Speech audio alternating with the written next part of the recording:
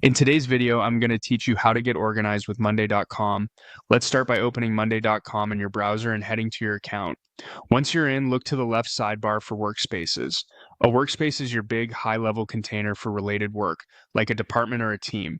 Click into the workspaces area, then choose the workspace where you want to build your structure. Picking the right home up front keeps everything neat and easy to find later. Next to your chosen workspace, click the small plus icon. This is where you add new items to keep things organized. From the options, choose folder. A folder is perfect when you know you'll have multiple boards that belong together, such as a set of projects, campaigns, or clients.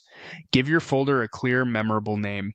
Aim for something consistent, like including a team name or time frame, so it's obvious what lives inside. Now, right-click the new folder to open its menu. Hover over Create in Folders so anything you make will be placed neatly inside. Select Board. A board is where your day-to-day tracking happens, so this is the heart of your organization. Type in a descriptive board name. Think about how you and your teammates will search for it later. Short, specific names work best. Next, choose the privacy setting. Main boards are visible to everyone in your account. Private boards are just for invited members, and shareable boards are for collaborating with external stakeholders. Pick the option that matches who needs to see and work on this board. You'll be prompted to select what you're managing in this board. This helps Monday.com tailor the structure to your use case. Choose the option that best reflects your work, whether it's projects, tasks, clients, or anything similar.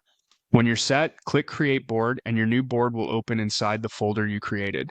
Inside the board, you'll see a default group. A group is a section that organizes your items like phases, sprints, or time periods.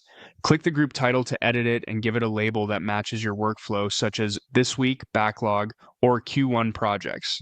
Clear group names make scanning and reporting much smoother. To build out your structure, click Add New Group and create another section that complements the first. Think in terms of how you want to view progress, by stage, by priority, or by time frame.